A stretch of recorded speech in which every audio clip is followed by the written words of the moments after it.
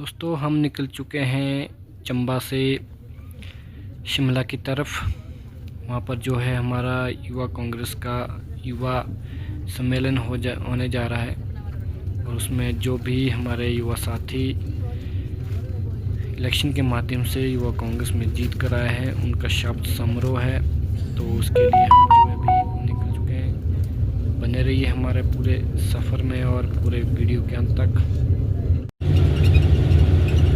जो है हम जो है अपने सफ़र पर बस के माध्यम से जा रहे थे। रात का समय था और जो उसके चारों तरफ का जो नज़ारा था, आधा सफ़र करने के बाद चंडीगढ़ की तरफ का नज़ारा है। हम चंडीगढ़ से होते हुए जा रहे थे। इसी प्रकार जो है खूबसूरत नज़ारे के साथ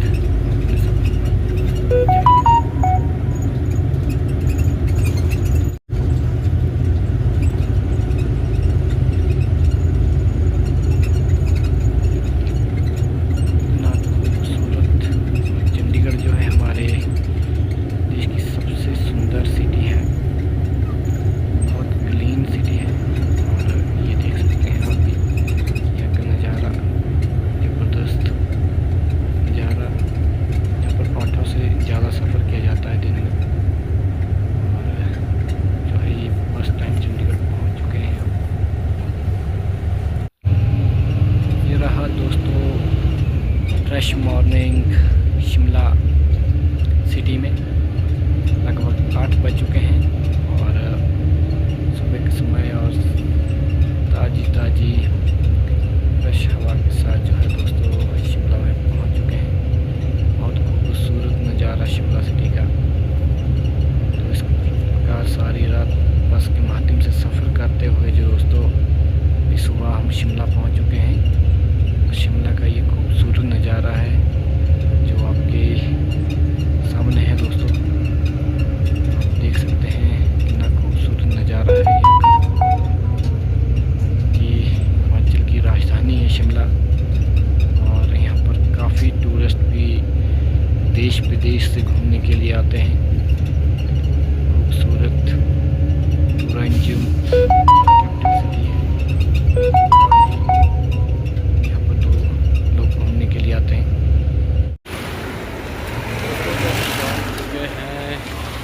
शिमला में तो आज जो है काफ़ी दिनों बाद शिमला आना हुआ और अब जो है दोस्तों हम निकल चुके हैं पार्टी ऑफिस की तरफ और वहाँ का नज़ारा भी आपको दिखाएंगे। वहाँ सुबह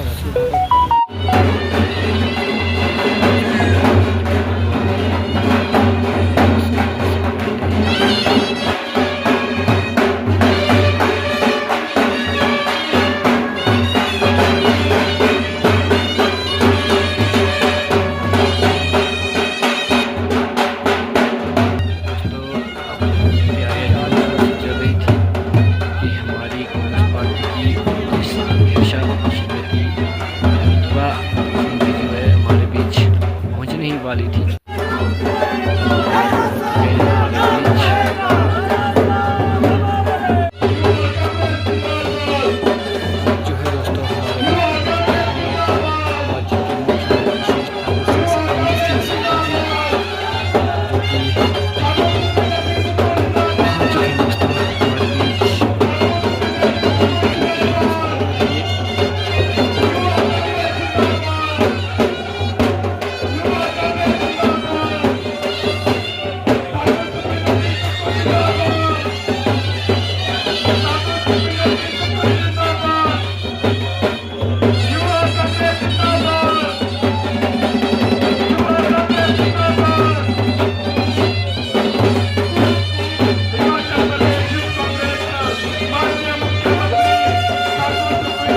करना चाहूंगा कि आप सब आज यहाँ पे अगर इस सभागार में उपस्थित हैं तो आप किसी के रहनुमाई की वजह से नहीं आए।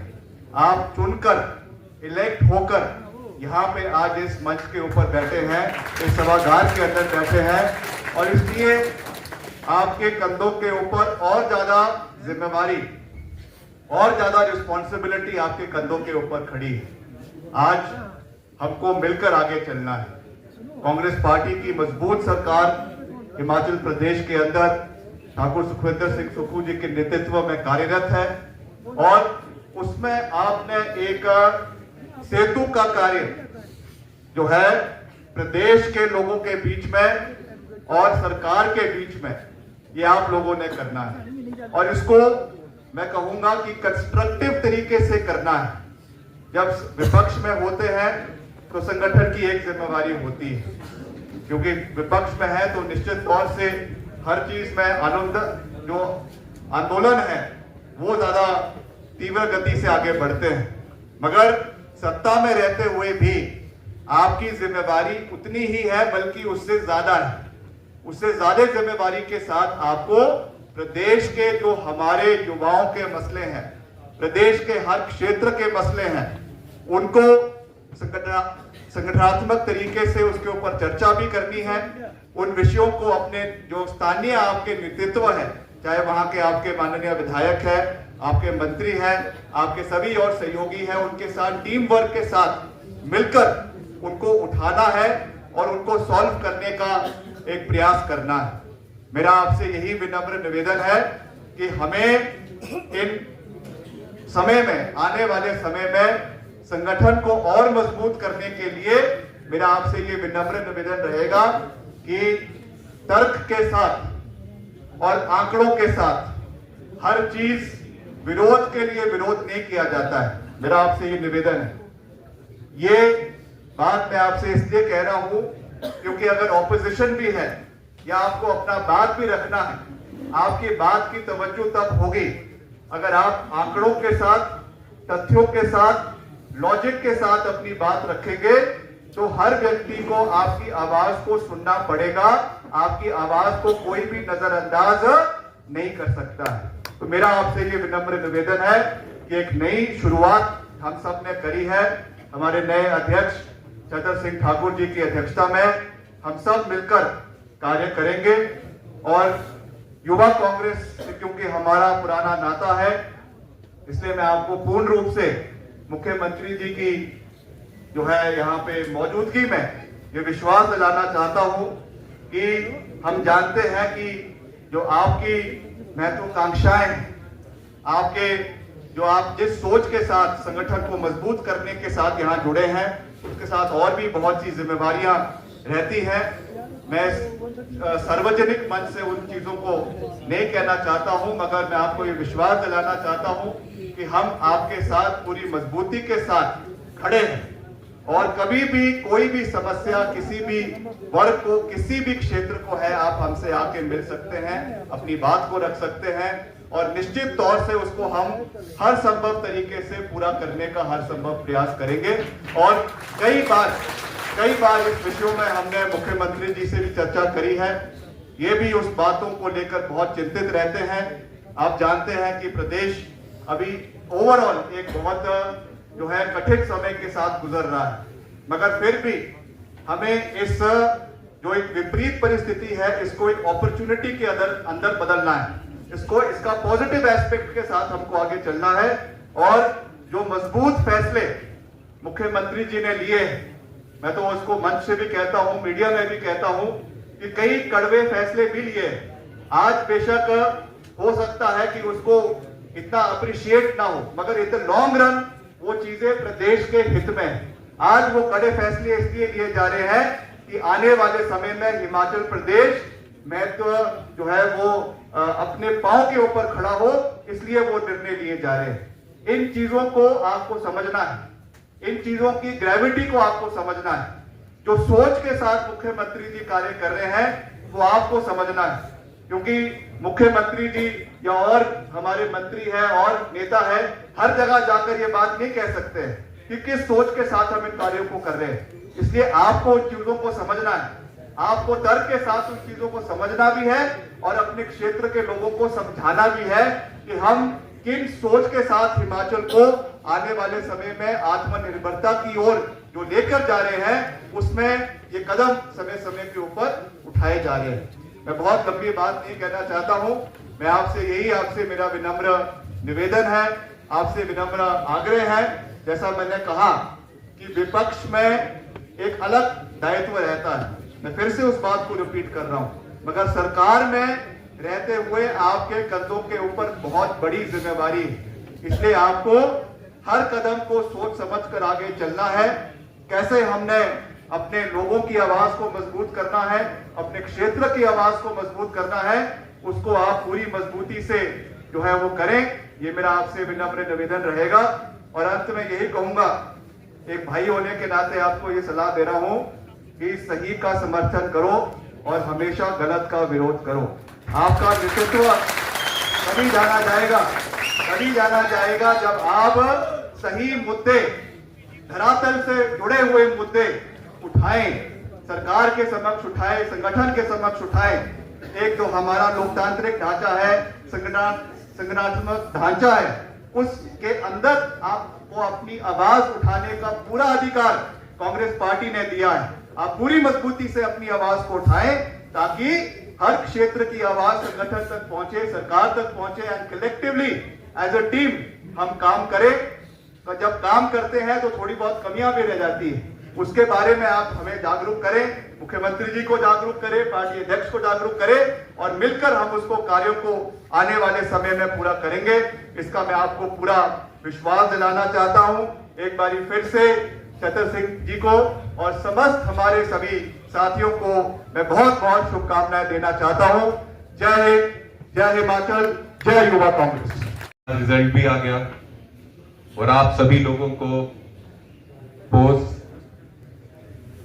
ओथा मिल चुका है। यहां तक मेरा मानना है यूथ कांग्रेस की इलेक्शन हो और आप उसमें इलेक्शन में लड़ते हैं, जीतते हैं और कोई ना कोई पोस्ट मिलती है, वो सिर्फ एक शुरुआत है। ये यूथ कांग्रेस का इलेक्शन आपको सिर्फ एक प्लेटफॉर्म दे रहा है। उस प्लेटफॉर्म के बाद आप क्या काम करते हो उसकी चीज वो है। अगर कोई vice president, general secretary, district president कुछ भी बन जाए और उसके बाद वो काम नहीं करेगा तो उसका कोई फायदा नहीं है। हमारी नजरों में भी उसकी कोई इंपॉर्टेंस नहीं है। कोई असेंबली का प्रेसिडेंट है लेकिन काम कर रहा है, अच्छे से संगठन का काम कर रहा है, यहाँ पे हमारी सरकार है, सरकार की नीतियां लोगों तक पहुंचा रहा है, लोगों के बीच रह रहा है, तो उसकी इंपॉर्टेंस हमारे लिए ज्यादा है। तो आप सबके लिए एक चीज बताना चाहता हूं, बहुत बहुत मुबारकबाद, आप सबके पास पोस्ट है, लेकिन असली काम अब शुरू हो रहा है। अभी काम खत्म नहीं हुआ, असली काम अब शुरू है। जो जो काम करेगा उतनी इज्जत उसको संगठन से मिलेगी, ऐसा मेरा मानना है। आपके यहां सबसे बड़ा सौभाग्य यह है कि हमारे चीफ मिनिस्टर साहब हिमाचल एनएसयूए के अध्यक्ष रहे, यूथ कांग्रेस के अध्यक्ष रहे। तो जितने एनएसयूए के लोग भी यहाँ हैं और यूथ कांग्रेस के लोग भी यहाँ पे हैं, आपको ये बता दूं, ये सिंगल नहीं, डबल नहीं, ट्रिपल इंजन की सरकार है हम लोगों के लिए, एनएसयूए, यूथ कांग्रेस और चीफ मिनिस्टर। तो अगर जितना ये हमें समझ सकते हैं, मुझे नहीं लगता कि शायद होगा, लेकिन बाकी स्टेट्स के चीफ मिनिस्टर संगठन को इतना अच्छे से समझ सके, क्योंकि जितने इन्होंने बहुत ज्यादा टाइम संगठन को दिया। अभी मैं इनके साथ बैठा हुआ था, ये संगठन के बारे में ही हम आज कुछ मार्च करेंगे, उसमें मेमोरेंडम देना, इतना एक्सपीरियंस है और इतने शार्प हैं कि अभी उसके बारे में भी ये ध्यान लगा रहे थे और इनका पॉइंट था, शायद हम बहुत नहीं सोच रहे थे। तो बहुत अच्छी बात है, अपॉर्चुनिटी है। अगर संगठन में रहकर अगर अभी आप अपना काम प्रूव नहीं कर पाए तो इससे अच्छा मौका आपको फिर से नहीं मिलेगा। आपको युवाओं की बात रखनी है। प्रदेश में हम जो युवाओं के लिए कर रहे हैं वो लोगों के बीच रखना है, और देश में जो युवाओं के साथ आ रहे हैं वो भी आपको साथ ही साथ रखने की जरूरत है। 3 दिन पहले की बात है, एक जहाज अमेरिका से यहाँ पे आया है, हथकड़ियां लगी हुई थी हमारे युवाओं को, बेड़ियां लगी थी पांव में, और उनको लेकर आ रहे हैं। और बीजेपी सरकार की इतनी हिम्मत नहीं थी कि मीडिया वालों को भी वहां पे जाने की अनुमति नहीं थी। क्या छुपा रहे थे मोदी जी? कुछ छुपाने वाली बात थी, किसी चीज की शर्म आ रही थी, इसलिए मीडिया वालों को भी वहां नहीं जाने दिया।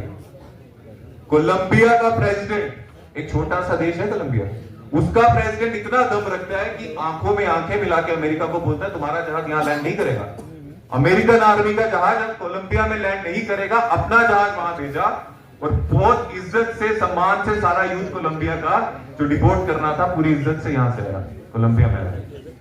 हम जहाज नहीं भेज सकते थे, फेल नहीं था क्या? यहाँ पे कहाँ कमजोरी रह गई?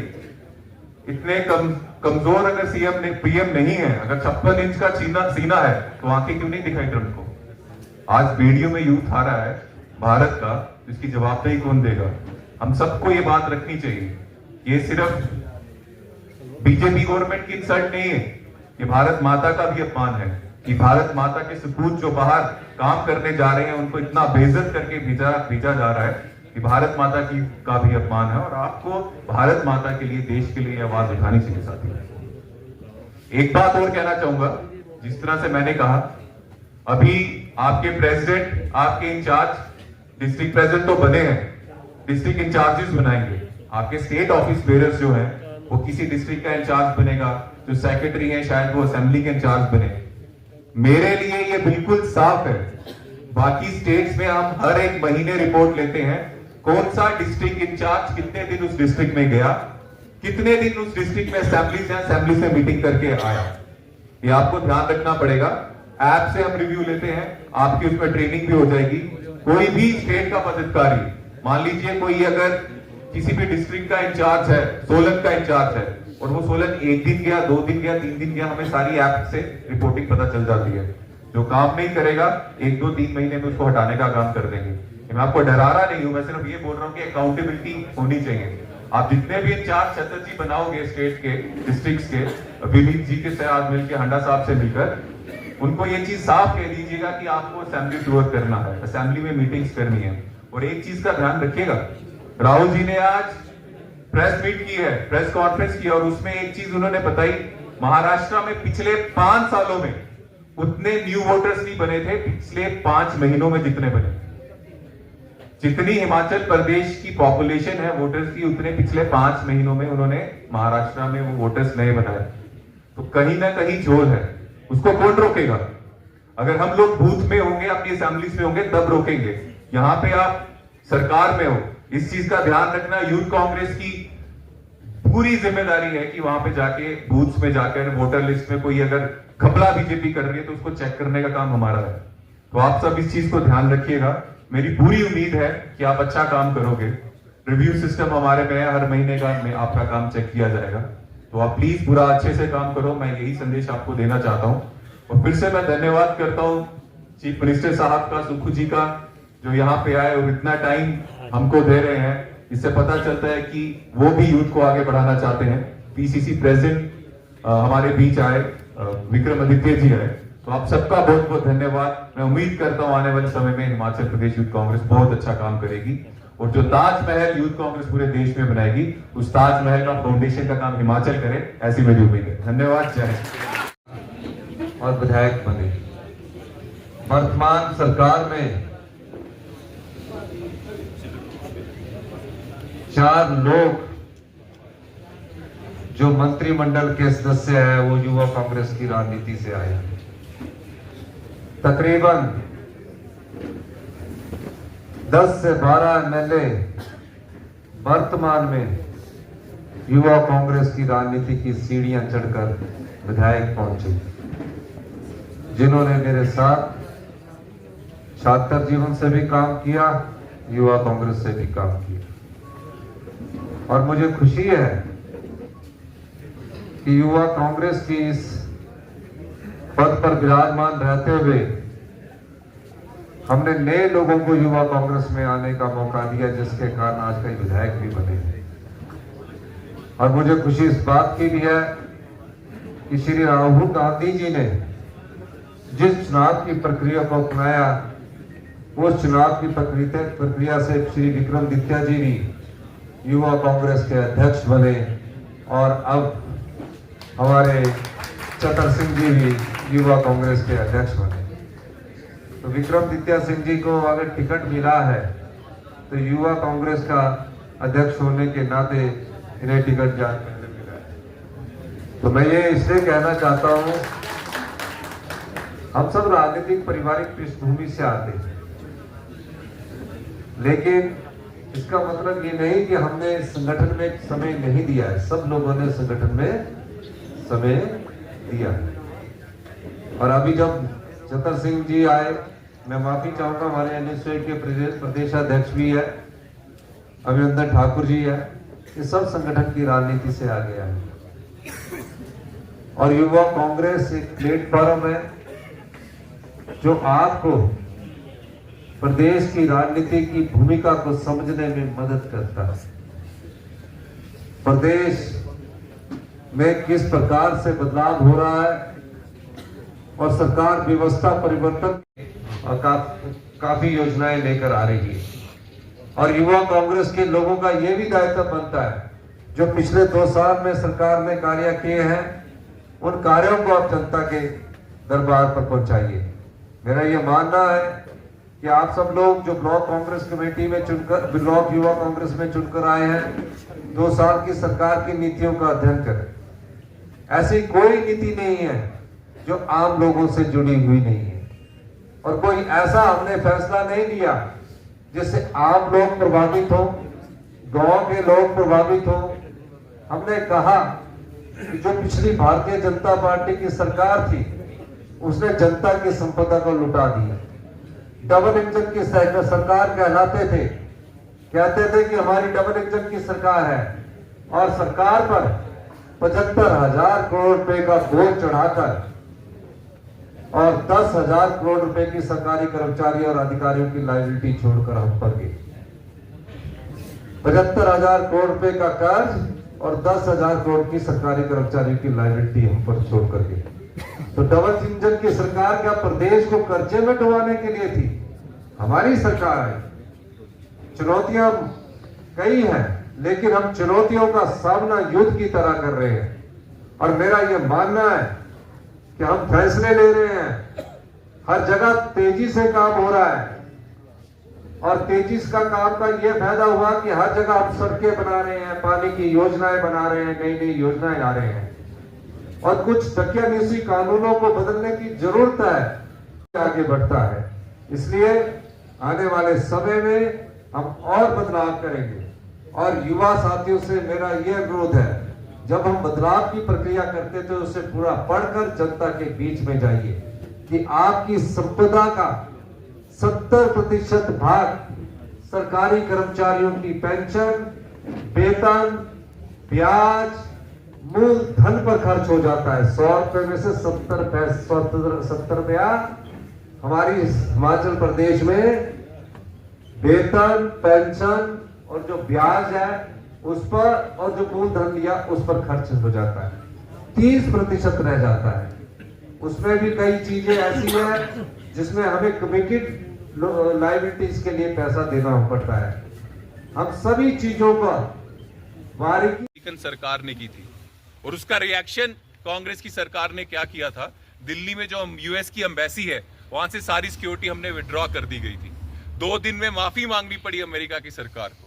लेकिन यहां तो हमारे देश के जितने युवा, जिनको 10 साल यहां रोजगार नहीं मिला मोदी जी की गलत नीतियों के कारण, वो रोजगार के चक्कर में अमेरिका गए, पैसे खर्च के गए, और वहां पे उनको बेड़ियों में डालकर यहां लाया गया।